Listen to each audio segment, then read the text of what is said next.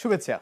আমন্ত্রণ চ্যানেল 24 এর সাপ্তাহিক আয়োজন বিভাগীয় খবরে। আজ রয়েছে চট্টগ্রাম বিভাগের ভিন্নধর্মী সব খবর। সাথে থাকছি আমি জুবাইর মনসুর।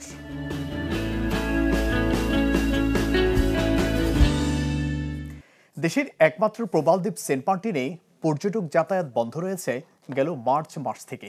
এরপর থেকে কেমন আছে এই দ্বীপ বা দ্বীপের মানুষ, কতটা বদলালো সেখানকার প্রাণ প্রকৃতি, খোঁজ করেছেন সাদ বিন শফিক।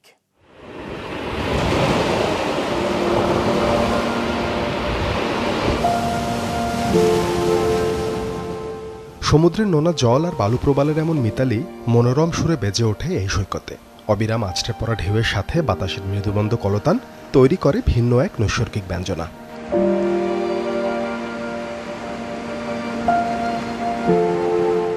কখনো আবার অবাক বিস্ময়ের দৃষ্টিসীমায় ধরা দেয় নির্ভয় প্রাণ প্রকৃতি। স্নিগ্ধ বিকেলগুলো এখানে উচ্ছল হয়ে ওঠে স্থানীয় শিশু কিশোরদের কলকাকলিতে। দেশের একমাত্র প্রবালদ্বীপ সেন্ট মার্টিনের এমন রূপ অনেকেরই অদেখা।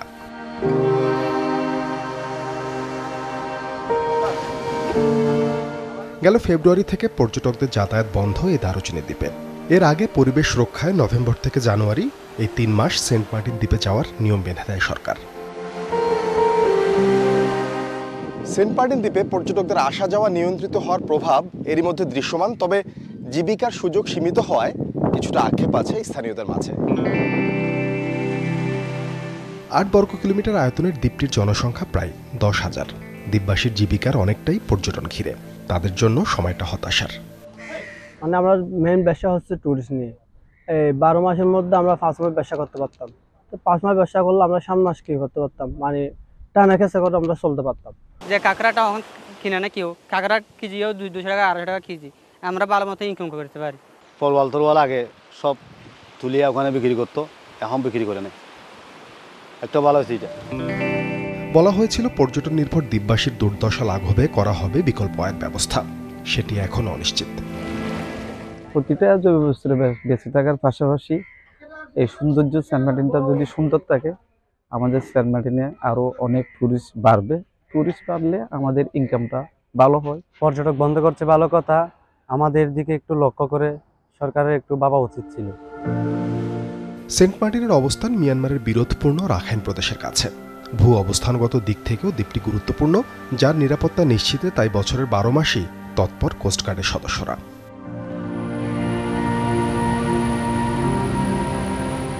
প্রকৃতি রক্ষার সাথে নিশ্চিত হবে জীবিকার সুরক্ষা। যৌক্তিক সিদ্ধান্তে সগৌরবে টিকে থাকবে অনিন্দ সুন্দর সেন্ট মার্টিন। স্থানীয়দের চাওয়া এতটুকুই। সাদ বিন শফিক, চ্যানেল 24, সেন্ট মার্টিন। নানা ফ্লেভারের চিপস মেলে বাজারে, কিন্তু মাছের চিপস, হ্যাঁ ঠিকই শুনেছেন, সামুদ্রিক মাছের চিপস তৈরি করে রীতিমতো তাক লাগিয়ে দিয়েছেন কক্সবাজারের উদ্যোক্তা রেশমি। তার এই চিপস তৈরির গল্প জানাচ্ছেন আজিম নিহাত, ছবি তুলেছেন সাদেক হোসেন খোকা। শিশুদের চিপসের প্রতি আগ্রহ বর্তমান যুগে বাবা মাকে সবচেয়ে বেশি টেনশনে ভোগায়। কারণ এই চিপস খাওয়ার ফলে শিশুরা তাদের খাবারের রুচি হারিয়ে ফেলে। চিপস খাওয়ার মাধ্যমে শিশুদের রুচিহীনতা নিয়ে বাবা মায়ের দুশ্চিন্তা দূর করতে ব্যতিক্রম এক চিপস বাজারে নিয়ে এসেছে কক্সবাজারের নারী উদ্যোক্তা নাজমা আক্তার রেশমি। রেশমির দাবি, তার তৈরি চিপসে পটেটো বা অন্যান্য চিপসের মতো ক্ষতিকর উপাদান থাকে না, যে কারণে শিশুদের রুচিহীনতা তৈরি হয় না, উল্টো ওমেগা 3 সহ বিভিন্ন পুষ্টির ঘাটতি পূরণ করে। বাচ্চাদেরকে যারা আসলে চিপসটা খুবই পছন্দ করে, কিন্তু বাবা মা বা ডাক্তার যেহেতু মানা করে, বাবা মারাও দিতে চায় না, তো সেই জায়গায় তাদের মুখরোচক খাবার হিসেবে আমাদের চিপসটা দিতে চাচ্ছি। যেমন কাটার জন্য মাছ খেতে চায় না, আবার সে খাবারটাও খুব একটা আসলে আমাদের বাচ্চারা খাবার খেতে চায় না, তো সে যদি চিপসটা খায় তাহলে সেখান থেকে সে প্রোটিনও পাচ্ছে, ওমেগা 3ও পাচ্ছে, বা এখানে যে মাইক্রো নিউট্রিয়েন্টসটা দরকার যেটা আমরা আসলে খাবার থেকে গ্রহণ করি, সেটার অল্টারনেটিভ যদি চিপস হয় তাহলে বাচ্চার ওই প্রেশারটাও থাকে না যে কখন খাবার খাবে কখন খাবে না, সে চিপসটা খাবে, বাট সে তার নিউট্রিশনটা ফিল আপ হবে। তার দেয়া তথ্য মতে সাগরের টুনা মাছ দিয়েই তৈরি হয় এই চিপস, সে কারণে তিনি নাম দিয়েছেন টুনা ক্র্যাকার্স, যা খেতে যেমন সুস্বাদু তেমনি স্বাস্থ্যকরও। রেশমি জানান, প্রথমে বাজার থেকে কাঁচা টুনা মাছ সংগ্রহ করেন, এরপর সেটি কেটে মাংসগুলো আলাদা করেন, পরে সেই মাংস মেশিনের মাধ্যমে কিমা করেন, এরপর কিমাগুলো ডিপ ফ্রিজে কিছু সময় রাখার পর সিদ্ধ করেন। সিদ্ধ করার আগে বিভিন্ন প্রক্রিয়ায় লবণ, চিনি এবং প্রাকৃতিক কিছু উপাদান মেশান। এরপর কয়েক ধাপের কার্যক্রম শেষে কাটিং করে তৈরি হয় চিপস। চিপস আকারে তৈরি করার পর রোদে শুকানো হয়। তারপর ল্যাবে পরীক্ষা শেষে বোতলজাত করা হয়। এই বোতলের গায়ে উল্লেখ করা হয় পুষ্টি ও অন্যান্য উপাদানের পরিমাণ। এখানে আমাদের যে ল্যাব টেস্ট করা সেটা রিপোর্টটাও আমরা এখানে দিচ্ছি। এখানে কতটুকু প্রোটিন আছে, 100 গ্রামের মধ্যে ফ্যাট কতটুকু আছে, তারপরে এনার্জি বা কার্বোহাইড্রেট, মানে প্রত্যেকটা জিনিস আমরা এখানে কনজাম্পশন করে ল্যাব টেস্ট করে সেই রিপোর্টটা সহ দিচ্ছি। টুনা মাছ থেকে চিপস তৈরির বিষয়টি বাংলাদেশে একমাত্র উদ্ভাবন করেছেন রেশমি। ফলে দেশের বাজারে এখনও সহজলভ্য নয় এই চিপস। বলছেন, ম্যানুয়ালি মেশিন ব্যবহার করে তিনি মাছের চিপস তৈরি করেন, যা অনলাইনে অর্ডার নিয়ে সরবরাহ করেন ক্রেতাদের কাছে। প্রতি মাসে গড়ে এখন 30 কেজি চিপস বিক্রি হয় তার এই চিপস প্রতি কেজি বিক্রি হয় 2000 টাকা করে। এটার আসলে চাহিদাও আছে এবং অনেকেই যাচ্ছে, কিন্তু আমাদের একটা প্রবলেম হচ্ছে আমরা এই মুহূর্তে বেশি প্রোডাকশন একসাথে করতে পারছি না, কারণ আমাদের প্রপার যে মেশিনারি সাপোর্ট সেটা নাই। আমরা ম্যানুয়াল না, বাট ছোটোখাটো কিছু মেশিনারি দিয়ে আমাদের কাজটা চালিয়ে যাচ্ছি। বাট এখানে যদি কোনো ধরনের সাপোর্ট পাই তাহলে হয়তো আমরা প্রোডাকশনটা বাড়াতে পারবো। বাট আপাতত আমাদের পার ডে প্রায় 20 থেকে 30 কেজি করে প্রতিদিন সেল করতেছি। প্রাইসটা এখন আমাদের এরকম একটা জারের দাম 250 গ্রামের, ওটা 500 টাকা রাখতেছি। আবার 1 কেজি নিলে তখন আমরা 2000 থেকে 1900 টাকা থেকে 2000 টাকার মধ্যেই রাখতেছি। উদ্যোক্তা হিসেবে রেশমির পথ চলা 2019 সাল থেকে। শুরুর দিকে ডুমুর ফল দিয়ে আচার তৈরি করেছিলেন তিনি, কিন্তু সেখানে হোঁচট খান তিনি। এরপর চেষ্টা করেন শুটকি নিয়ে কাজ করার, সেখানেও আলোর মুখ দেখেনি তার উদ্যোগ।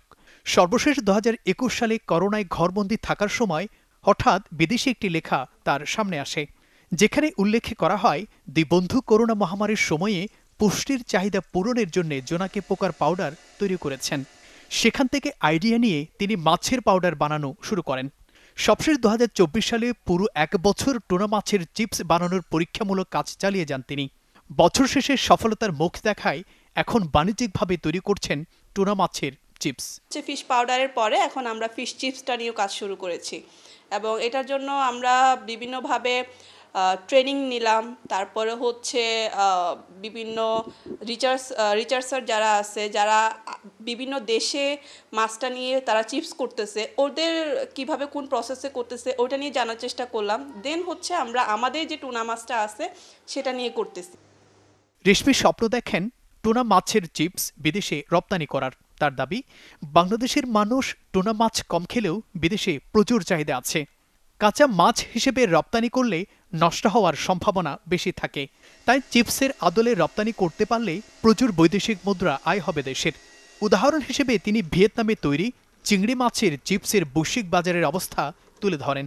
ইন্দোনেশিয়া তারা কিন্তু এই মাছের চিপসটা দিয়েই তৈরি করে, তারা মাছ বলতে তারা চিংড়ির চিপসটা করে, তো ওটা তারা জাপান সহ বিভিন্ন দেশে রপ্তানিও করে। সো আমাদের টুনা মাছটার যে চাহিদা আছে বিদেশে, তো সেটা যদি চিপস করতে পারি, টুনা মাছ যদি আমি পাঠাতে চাই সেটা নষ্ট হওয়ার একটা চান্স থাকে, বাট চিপসটা যদি আমি পাঠাইতে পারি তাহলে সেখানে আমাদের দেশে রপ্তানিও করতে পারবো, বৈদেশিক মুদ্রাও অর্জন হবে। টুনা মাছের চিপস সংগ্রহ করে তেলে ভেজে অনায়াসে খাওয়ানো যাবে শিশুসহ সব বয়সীকে, জানান তরুণ উদ্যোক্তা রেশমি। চিপসে কার্বোহাইড্রেট বেশি, যেহেতু পটেটো চিপস, তো সেই জায়গায় ডেস্ক রিপোর্ট, চ্যানেল 24। পটেটো চিপসের বিকল্প কি? কুমিল্লার 14 গ্রামের বৈদ্যরখিল গ্রামের ভ্যান চালক খুরশেদ আলমের ছেলে মোশাররফ হোসেন এখন শত তরুণের অনুপ্রেরণা। মাত্র 40,000 টাকা আর একটি কম্পিউটার দিয়ে শুরু করে আজ তিনি একজন সফল ফ্রিল্যান্সার ও আইটি উদ্যোক্তা। এই তরুণের জীবন পরিবর্তনের গল্প জানাচ্ছেন জাহিদুর রহমান। মায়ের কাছ থেকে টাকা নিয়ে একটি কম্পিউটার কেনার মধ্য দিয়ে স্বপ্ন পূরণের পথ চলা শুরু মোশাররফ হোসেনের। প্রথম দিকে কাজ পেতে প্রচুর কষ্ট হলেও সফলতা ধরা দেয় ধীরে ধীরে। পড়াশোনার পাশাপাশি চাকরি করতাম, আপনার রাজমেসিস চাকরি করছি কয়েক মাস, এরপরে ডিলারশিপে যে এসআরও চাকরি করছি, ডেলিভারি ম্যান চাকরি করছি। এরপর আমি বলতেছি যে এখান থেকে আমার ভবিষ্যতে কিছু হবে না, আমাকে আরও কিছু ভাবতে হবে বা কিছু করতে হবে। সেই হিসাবে কি আমি আমাদের স্থানীয় কম্পিউটার ট্রেনিং সেন্টারে আমি কম্পিউটার প্রশিক্ষণের জন্য চলে যাই। আম্মুকে বোঝাই, আম্মু বুঝে দেন আমাকে 40,000 টাকা দাঁড় করে এনে দেয়। ল্যাপটপটা আমি প্রায় 30,000 টাকা দিয়ে কিনি এবং 3,000 টাকা দিয়ে ওয়াইফাই নামাই বাড়িতে আমার, বাকি টাকা দিয়ে আমি কোর্স করি। অনলাইনে, যেহেতু আমাদের হাতে কলমে শেখার মতো এরকম কেউ গাইডলাইন ছিল না, বা গাইডলাইন দেওয়ার মতো কেউ ছিল না। আমার কয়েক জায়গায় আমি কোর্সে ভর্তি হই। নিজের সফলতাকে ছড়িয়ে দিতে গড়ে তুলেছেন বেস্ট আইটি সলিউশন। 50 জন শিক্ষার্থী এখন প্রশিক্ষণ নিচ্ছেন সেখানে। লক্ষ্য কর্মসংস্থান গড়ে তোলা 1000 তরুণের। স্থানীয় যেহেতু এটা বর্ডার সাইড আমাদের পৌরসভা থেকে আমি বেকার তরুণীদের কি আপনার এই প্রশিক্ষণটা দিয়ে বেকার মুক্ত করার জন্য সর্বোচ্চ তাদের কি পাশে থাকবো আমি। প্রতিষ্ঠান থেকে ইতিমধ্যে যেহেতু আমাদের অল্প কয়েক মাস হয়েছে আমার প্রতিষ্ঠানে করছে 40 জনের মতো হচ্ছে আপনার ট্রেনিং নিয়ে চলে বের হয়ে গেছে, এবং তাদের থেকে প্রায় হচ্ছে আপনার 15 থেকে 20 জন মার্কেট প্লেস এবং আউট অফ মার্কেট প্লেসে কাজ করতে আছে। আপনার হচ্ছে আমাদের অনলাইনে এবং অফলাইন মিলে বর্তমানে হচ্ছে আপনার প্রায় 50+ স্টুডেন্ট আছে, এবং আমাদের অনলাইনের অনেক এবং অফলাইনের অনেক স্টুডেন্ট কি কোর্স চলাকালীন ইনকাম করতে আছে। ইউটিউব দেখে শেখা ফ্রিল্যান্সিংই বদলে দিয়েছে তার জীবন। প্রতি মাসে আয় করছেন 1 থেকে 2 লাখ টাকা। বাবার চিকিৎসা থেকে শুরু করে বাড়ি নির্মাণ সবই চলছে সেই উপার্জনে। এই ব্যান্ড চালে আমার ছেলে লেখাপড়া করাইছি, তারপর শিক্ষা করাইছি, আর তার এই ব্যান্ড দিয়ে তারপর একটা ইয়ে করছি, ট্রেনিং সেন্টার দিছি, তাকে দিয়ে এ পর্যন্ত আমার সংসারে আয় উন্নীত হচ্ছে। আমার বাবাকে, মাকে, ছেলে সন্তানকে, বাচ্চাকে চিকিৎসা করাচ্ছে। মোশাররফের কাছে ফ্রিল্যান্সিংয়ে প্রশিক্ষণ নিচ্ছে এলাকার বেকার যুবকরা। তারাও স্বপ্ন দেখছে স্বাবলম্বী হওয়ার। আর বাড়ির পেছনে সীমান্ত হলেও যুব সমাজের পরিবর্তনে ভূমিকা রাখায় গর্বিত এলাকাবাসী। আমাদের এলাকার যুব সমাজটারে পরিবর্তন করতে দিয়েছে মোশাররফ ভাই, এটা আমাদের কাছে গর্ব, আমাদের কাছে ভালো লাগতেছে এটা। তো এখান থেকে বর্তমানে এখন আমি প্রায় 3 মাস কাছাকাছি হয়ে গেছে শিখা। এখন উনি মানে আমাদেরকে মার্কেট প্লেসে মানে কীভাবে ইনকাম করতে হয় মার্কেটের বাইরে আর মার্কেটের ভিতরে, ওইগুলো বর্তমানে প্রসেসিং রানিং আছে, শিখাচ্ছে আমাদেরকে। আমি ওই ধৈর্য পরিশ্রম করতে হবে, এবং উনি যে আমাদের কারিগুলো দেখায় ওই কারিগুলো অনুসারে আমাদের কাজ করতে হবে। উনি যে মেন্টরগুলো দেখায় যেভাবে কাজ করতে হবে, এভাবে কাজ করলে হয়তো ডিজিটাল মার্কেটিংয়ে আমরা ভালোভাবে কাজ করে আর্ন করতে পারবো। মোশাররফ শুধু নিজেই বদলাননি, বদলে দিচ্ছেন একটি প্রজন্মের ভবিষ্যৎ। সীমান্ত এলাকায় মাদক ছেড়ে তরুণরা ফিরছে প্রযুক্তির পথে তার হাত ধরেই। জাহিদুর রহমান, চ্যানেল 24, কুমিল্লা। ইলিশের দেশ হিসেবে পরিচিত চাঁদপুর জেলা। সেই জেলায় প্রথমবারের মতো আঙ্গুর চাষ করে সফল হয়েছেন কামরুজ্জামান নামে এক উদ্যোক্তা। তার এই সফল উদ্যোগ ঘিরে এখন আঙ্গুর চাষের স্বপ্ন দেখছেন অনেকে। আল ইমরান শোভন জানাচ্ছেন বিস্তারিত। আঙ্গুর বিদেশি ফল হলেও প্রথমবারের মতো এর বাণিজ্যিক চাষে সফল হয়েছেন চাঁদপুরের যুবক কামরুজ্জামান প্রধানিয়া। সদর উপজেলার চাঁদপুর মতলব সড়কের পাশে দেখা মিলছে তার চাষ করা ভিনদেশি এই রসালো ফলের। বাগানে থোকায় থোকায় ঝুলছে আঙুর। বাঁশের মাচায় ঝুলে থাকা সবুজ আঙুর দূর থেকে নজর কাটছে পথচারীদের। বছরে 2 বার ফলন পাওয়া যায় আঙুরের। এতে লাখ টাকার আঙুর বিক্রি করেন কামরুজ্জামান। এসব আঙুর তিনি স্থানীয় দোকানদারদের কাছে বিক্রি করেন। এছাড়াও তিনি বছরে বিক্রি করেন 3 লাখ টাকার চারা। বাইকুনুর, একেলো, লোরাস, ভ্যালেস, গ্রিন লং, জয় সিডলেস, ব্ল্যাক ম্যাজিক আর হচ্ছে সুপারনোভা, এই 8টা জাত নিয়ে আমরা এই মুহূর্তে বাণিজ্যিকভাবে কাজ করতেছি। আমার এই 8 জাতের 120টা গাছ আছে এই প্রজেক্টে। আলহামদুলিল্লাহ প্রত্যেকটা গাছই খুব ভালো ফলন, এগুলা প্রচণ্ড মিষ্টি হচ্ছে। আমাদের এই বাগানে আমরা যারা দর্শনার্থী আছে তাদেরকে আমরা এগুলা খাওয়াই, তারা খেয়ে দেখে আমাদের কাছে চারা আছে, চারা কিনে নেয়। কামরুজ্জামান প্রধানিয়া 2021 সালে আঙুর চাষ শুরু করেন। প্রথমে তিনি ছাদ বাগান, পরবর্তীতে জমিতে বাণিজ্যিকভাবে চাষ শুরু করেন। তার বাগানে 120টি মাতৃ গাছের কোনোটিতে ফুল ফুটতে শুরু করেছে, কোনোটিতে শোভা পাচ্ছে রসালো ফল আঙুর। এখন আমাদের দেশে অনেকগুলা মিষ্টি আঙুরের জাত চাষ করা হয়। আমরা বিদেশ থেকে সরাসরি চারা ইম্পোর্ট করি। চারা ইম্পোর্ট করে পরীক্ষা নিরীক্ষার মাধ্যমে যেই জাতগুলো আমরা ভালো ফলন পাই সেগুলোই আমরা বাণিজ্যিকভাবে সাজেস্ট করি। আর বেকার যুবকদের প্রতি আমার আহ্বান থাকবে, যারা কৃষিতে আগ্রহী, কৃষিতে ভালোবাসা থাকতে হবে, তাইলে কৃষি নিয়ে কাজ করা সম্ভব। যারা কৃষিতে আগ্রহী তারা চাইলে আমাদের কাছ থেকে চারা কালেক্ট করে আঙুরের চাষ করতে পারে। আঙুর আমাদের দেশে এখন একটা সম্ভাবনাময় ফসল। জেলায় প্রথমবারের মতো বাণিজ্যিকভাবে আঙুর চাষের খবরে কামরুজ্জামানের বাগানে ভিড় করছেন দর্শনার্থীরা। অনেক লোক আসে এখান থেকে আঙ্গুর গাছ কিনে নিয়ে তারাও আস্তে আস্তে করতেছে। আরও যদি সামনে দিয়ে যদি অনেক বেকার ছেলে জায়গায় জায়গায় বসে থাকে, কোনো কাজ পায় না সরকার থেকে, এই আঙ্গুর চাষ করে ভবিষ্যতে তারা উন্নতি করতে পারবে। দেখার জন্য আসলাম, দেখে খুব আনন্দ লাগছে, মজা লাগছে যে আমাদের দেশে এরকম একটা প্রজেক্ট, একজন ব্যবসায়ী আছেন, তো আমাদের যত এলাকার যত যুব সমাজ আছে তাদের এরকমের উৎসাহ হইয়া এরকমের কাজ করলে আমি ব্যক্তিগতভাবে খুব খুশি হইতাম। খুব সুস্বাদ, কেমিক্যাল মুক্ত এবং বেকার সমস্যা দূর করার জন্য সবাই উহার প্রতি অগ্রসর হইয়া কাজ করার জন্য অনুরোধ জানানো হইতেছে। দোআঁশযুক্ত লাল মাটি, জৈবিক সার সমৃদ্ধ কাকর জাতীয় মাটি এবং পাহাড়ের পাললিক মাটিতে আঙুর চাষ ভালো হয়। অক্টোবর থেকে নভেম্বর মাসে গাছ ছাঁটাই করলে মার্চ থেকে এপ্রিলে পাওয়া যায় ফল। এরপর আবার শীতের সময়ে আসে ফলন। 7 থেকে 8টি জাতের আঙ্গুর ফলন আসছে। ফলনের যে বর্তমান অবস্থা খুবই ভালো দেখা যাচ্ছে। আর এই জাতগুলি ওইখানে গবেষণা করে সারা বাংলাদেশে ছড়িয়ে দেওয়ার জন্য চেষ্টা করব। আর যদি আমরা এটা করতে পারি, এই দেশের আবহাওয়া এই জাতের অনুকূলে আসে, তাহলে আমরা ভবিষ্যতে এই আঙ্গুর চাষ করে এই দেশে আমরা নতুন নতুন উদ্যোক্তা তৈরি করতে পারবো। 20 শতক জমিতে আঙুর চাষ করতে কামরুজ্জামানের খরচ হয়েছে 2 লাখ টাকা। তার সংগ্রহে রয়েছে 18 দেশের 85টি জাতের আঙুর গাছ। Desk report, channel 24।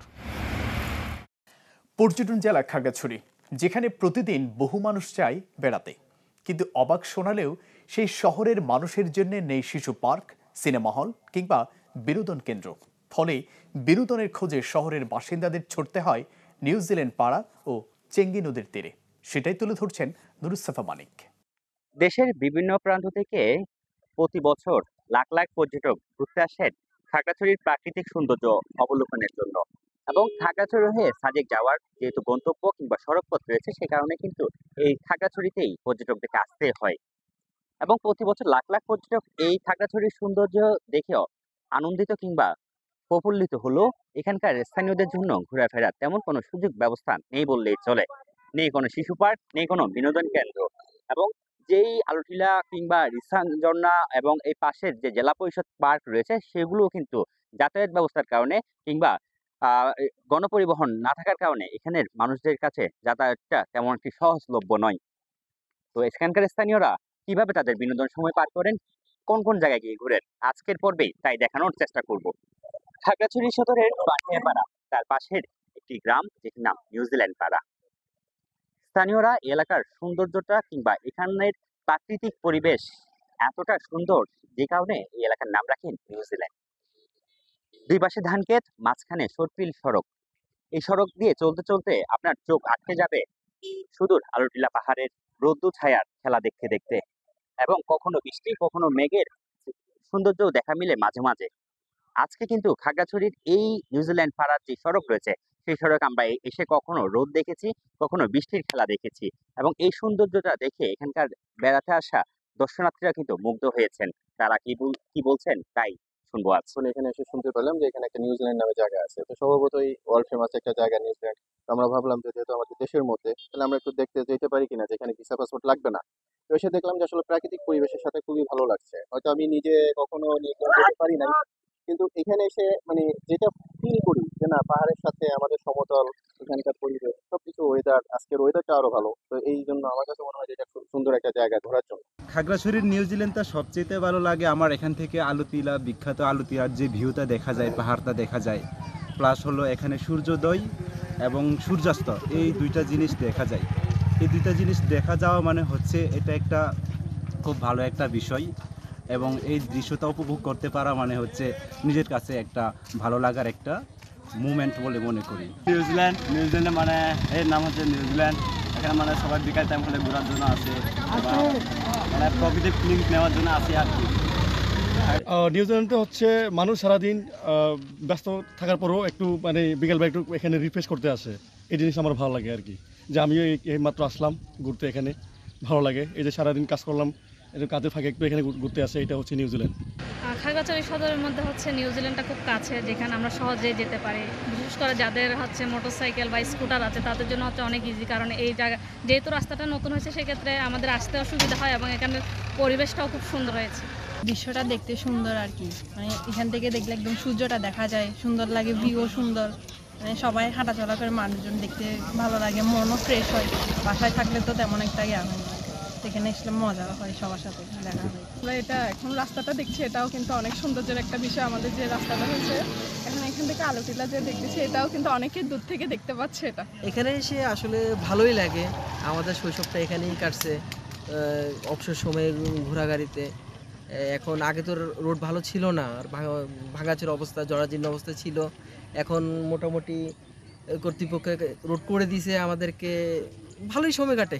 যেহেতু খাগড়াছড়িতে কোনো শিশু পার্ক কিংবা বিনোদন কেন্দ্র নেই, সেখানে অবসর কাটানোর জন্য এটি এখন এখানকার মানুষের কাছে একমাত্রই ভরসার জায়গা। তবে যেহেতু এই পুরো এলাকায় ব্যক্তি মালিকানাধীন জায়গা কিংবা এখানে পুরোটা এলাকায় ব্যক্তি মালিকানাধীন, সে কারণে কিন্তু যে হারে অবকাঠামো গড়ে উঠছে, সে কারণে আগামীতে এখানকার মানুষের অবসর কাটানোর জন্য কিংবা সময় কাটানোর মতো জায়গারও অভাব দেখা দিবে বলে বলছেন এখানকার নাগরিক সমাজ।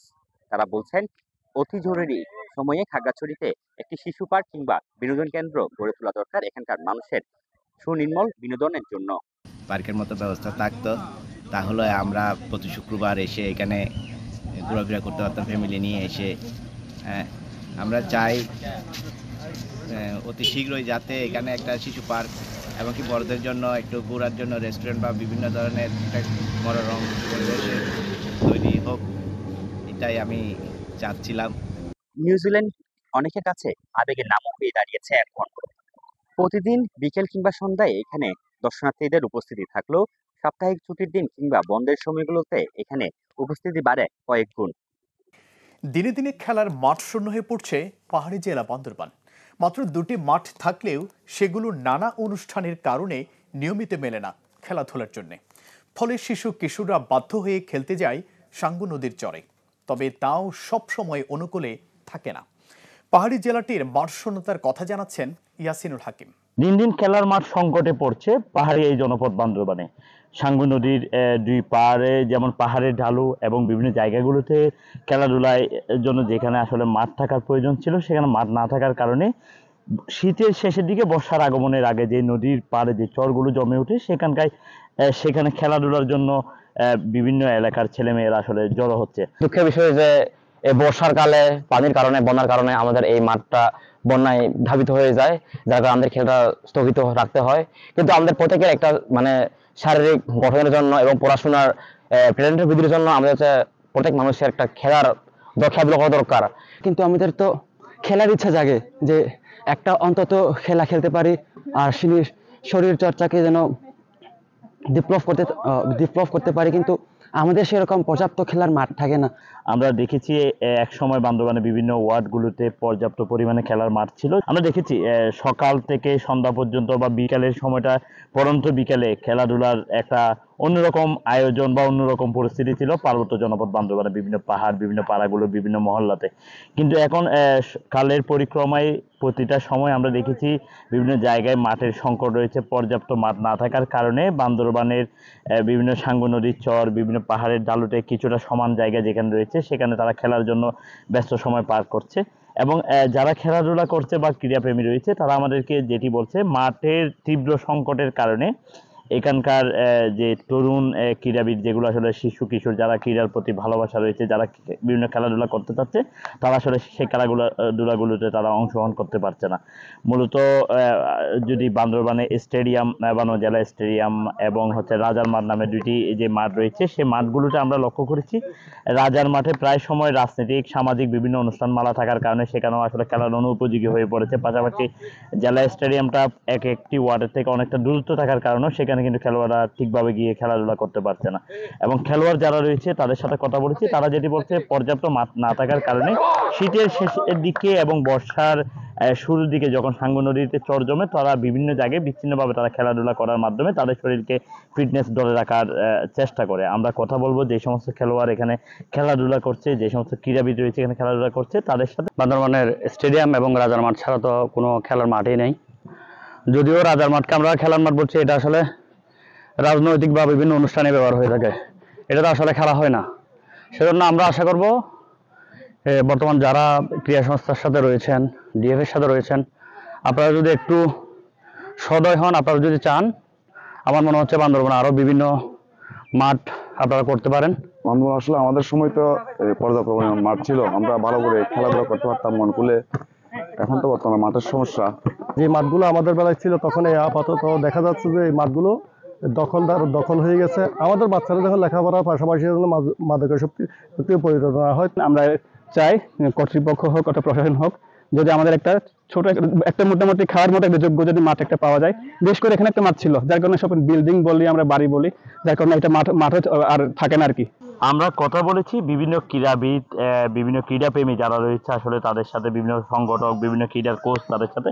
তারা আমাদেরকে যেটি বলছে, বিভিন্ন এলাকাগুলোতে আসলে যে মাঠের একটা পর্যাপ্ত মাঠ ছিল, এখন কালের বিবর্তনের ফলে কিন্তু বিভিন্ন মাঠগুলো আসলে হারিয়ে গিয়েছে। সময়ের মধ্যে যদি তাদের বিভিন্ন ওয়ার্ডগুলোতে পৌর এলাকায় নতুনভাবে বিভিন্ন ওয়ার্ডে যদি সে মাঠ তৈরি করা বা মাঠ প্রস্তুত করা না হয়, তাহলে আগামী প্রজন্মের যে তরুণীরা রয়েছে তারা খেলাধুলার যে সময়টা ব্যয় করবে সেটি মোবাইল এবং মাদকাসক্তির দিকে তারা ঝুঁকতে পারে বলে তারা আশঙ্কা করছে। এবং তারা যেটি দাবি জানিয়েছে, অতি দ্রুত সময়ের মধ্যে, যেহেতু এখনো পর্যন্ত পৌর এলাকায় বিভিন্ন ওয়ার্ডগুলোতে মাঠ করার পর্যাপ্ত জায়গা রয়েছে, পর্যাপ্ত সুযোগ রয়েছে, সেই সুযোগগুলোকে কাজে লাগিয়ে ক্রীড়া সংস্থা এবং ক্রীড়া সংশ্লিষ্ট যারা রয়েছে তারা উদ্যোগী নিয়ে এবং উদ্যোগ গ্রহণ করার মাধ্যমে 9টি ওয়ার্ডে 9টি মাঠ করা প্রস্তুতে যদি ক্রীড়া সংস্থা এবং ক্রীড়াপ্রেমীরা উদ্যোগ নেয়, তাহলে কিন্তু আগামী প্রজন্মকে একটি সুন্দর আগামী এবং মোবাইল মুক্ত, মাদকাসক্ত মুক্ত একটি রাষ্ট্র এবং একটি দেশ তাদেরকে উপহার দিতে পারবে, খেলামুখী করতে পারবে তরুণ প্রজন্ম।